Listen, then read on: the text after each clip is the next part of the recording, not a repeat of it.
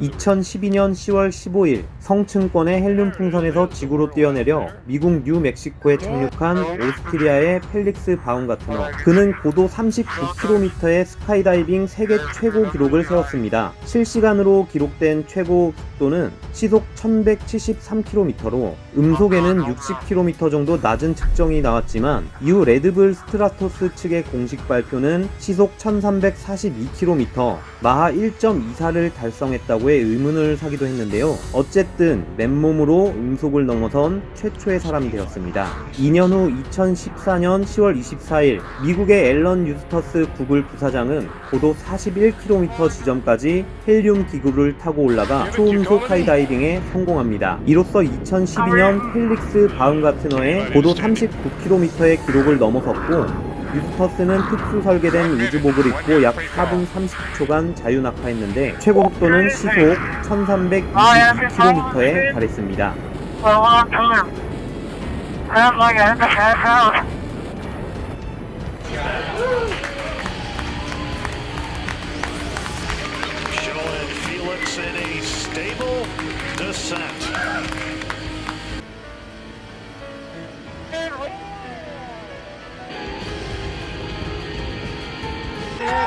Safely back.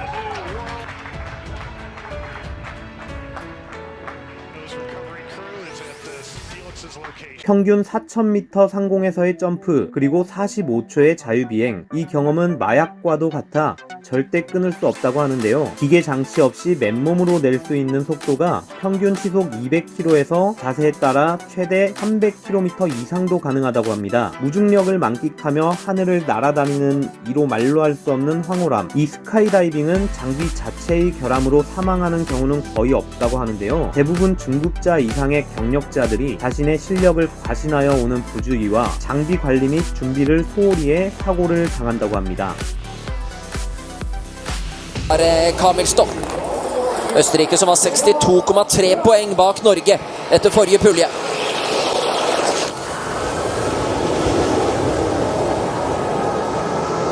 Kommer bra ut. Ja, så stikker han ut der, Stefan Kraft! 하늘을 나는 스키점프, 그건 미친 짓. 한 동계올림픽 쇼트트랙 선수가 한 말입니다. 올림피즘을 상징하는 불굴의 도전정신, 극한을 넘어서려는 인간의 원초적 의지가 묻어있는 이 스키점프는 1924년 몽블랑 상키스에 자리한 하모니에서 개최한 최초의 경기 이후 동계올림픽 경기 일부가 되어왔습니다. 급경사면을 타고 내려올 때 나는 거친 마찰음이 멈춘 뒤 V자로 하늘을 비행하는 모습은 절로 감탄을 자아내는데요. 출발부터 안착할 때까지의 시간은 10초 남짓, 최고 속도는 시속 97km나 된다고 합니다. 현재 세계 신기록은 253.5km를 활강한 오스트리아의 슈테판 크라프트 선수인데요. 안전장치가 전혀 없고 올림픽에서만 경기 중 2명이 사망해 동계올림픽에서 가장 위험한 스포츠 중 하나로 꼽힙니다.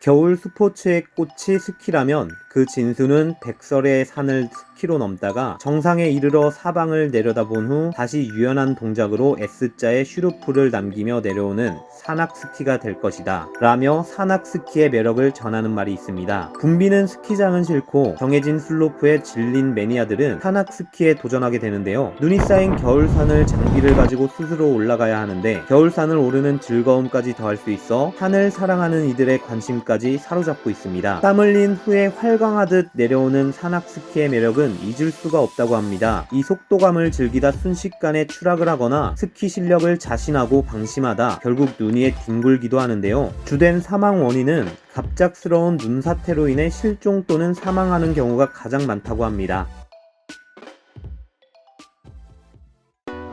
높이는 58.8m, 점프대 끝에서의 떨림과 짜릿한 긴장감, 모든 이들의 시선을 사로잡습니다. 아파트 15층, 피사의 사탑보다 약 5m 정도 높은 곳인데요. 브라질 출신의 하이다이빙 선수 라소 셀러가 하이다이빙 세계 신기록을 세웁니다. 절벽을 스치듯 내려올 때 최고 속도는 시속 123km. 처음엔 두렵지만 한번 바닷속으로 뛰어들고 나면 또 해보고 싶은 묘한 중독성이 있다는 절벽 다이빙은 박진감이 넘치는 만큼 위험도 도사리고 있습니다. 바위에 부딪혀 사망하거나 잘못된 입수 자세로 인해 식물인간, 하반신 마비, 얼굴 함몰 등 내장 파열로 인한 사망까지 이를 수 있습니다.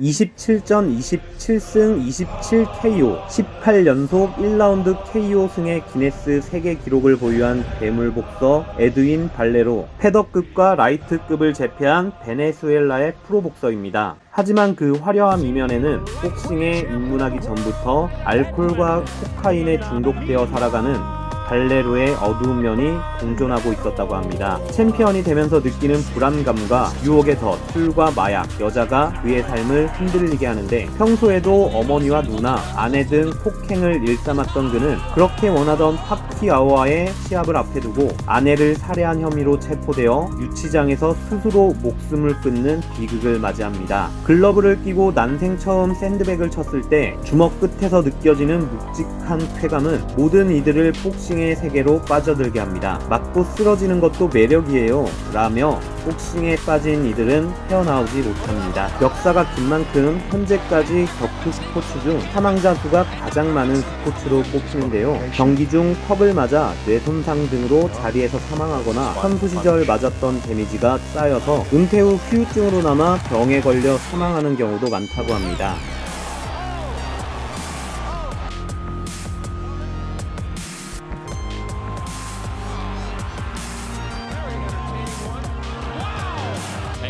Decision victory. Again, look at it, Butler. Whoa! Butler just ran across the ring. Butler just went over there and sucker punched and knocked out Grant. Oh boy, terrible. And then Brian Kenny. Bob Papa saying so long. James Butler with the cowardly move.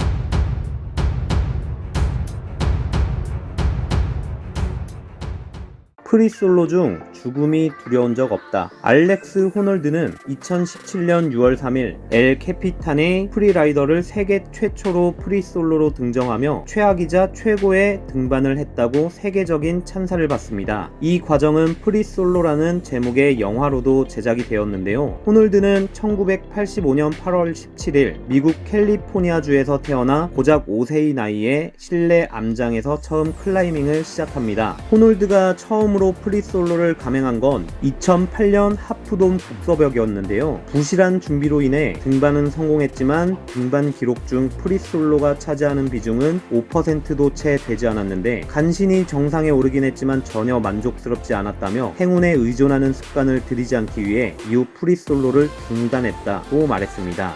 이후 무려 9년 동안 로프 등반으로 프리라이더를 50번이나 오르내리며 수십 개 구간과 수천 개의 동작을 모조리 외우고, 무서울 경우, 피곤할 경우, 발을 못 쓸 경우, 심지어 등반을 도중에 포기할 경우까지 모든 가능성을 염두하고 연습한 호놀드는 자신의 무서운 상황을 미리 만들어 이를 마주하는 습관을 들이는 심리학에서 노출 치료라 불리는 방식으로 심리 훈련도 병행하였는데, 실제로 호놀드의 두뇌를 검사해 본 결과 두뇌에서는 두려움을 담당하는 편도체가 호놀드의 뇌에서 활성화되지 않는 것을 확인했습니다. 호놀드는 3시간 36분 만에 3000피트, 약 914m의 절벽 엘 캐피탄 프리라이더 프리솔로 등반을 해내며 세계 최초의 기록을 세웁니다.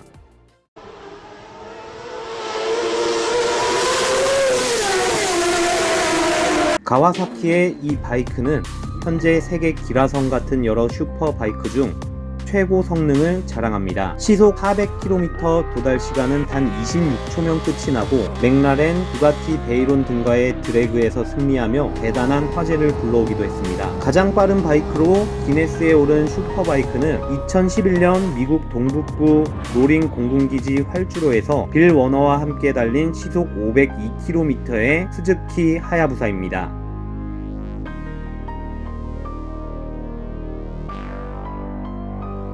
대부분의 남성들은 겁없는 질풍노도의 학창 시절에 바이크를 시작하기도 하는데요. 시원한 바람을 직접 맞으며 체감 속도가 올라갈 때의 스릴과 자유로움이 가장 큰 매력이 아닌가 싶습니다. 하지만 이 모터사이클의 교통사고 치사율은 승용차 사고의 2.7배에 달하고 교통사고 100건당 5.3명이 사망한다고 할 만큼 한 번 사고가 나면 매우 치명적입니다. 사고 발생 시 충격을 흡수할 자체가 없는 데다 전복 확률이 높고 운전자는 수십 미터까지 튕겨나가 그대로 사망하기도 합니다.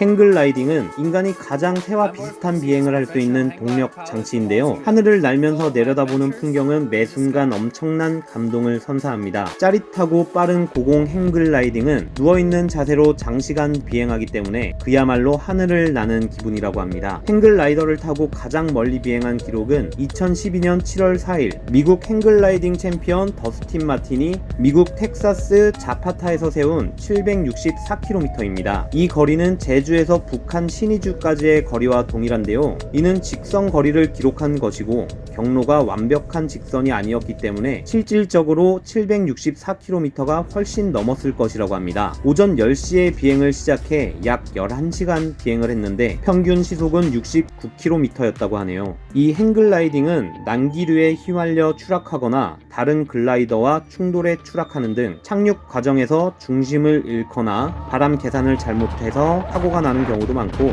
짜릿함엔 역시 위험이 뒤따릅니다.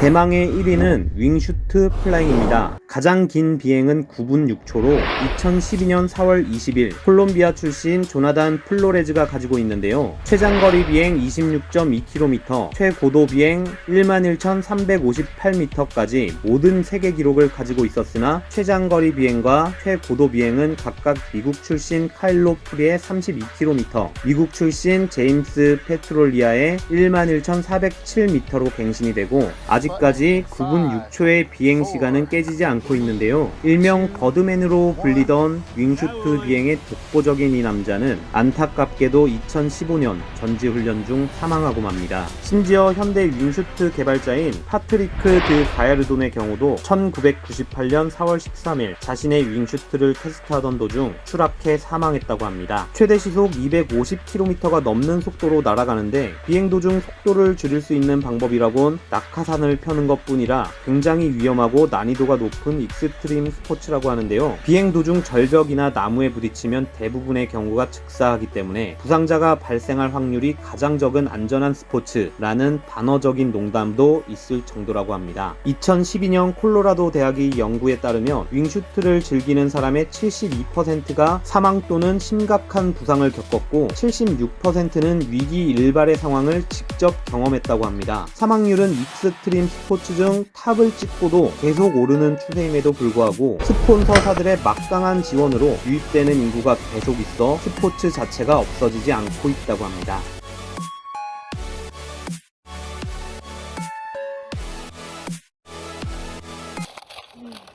오.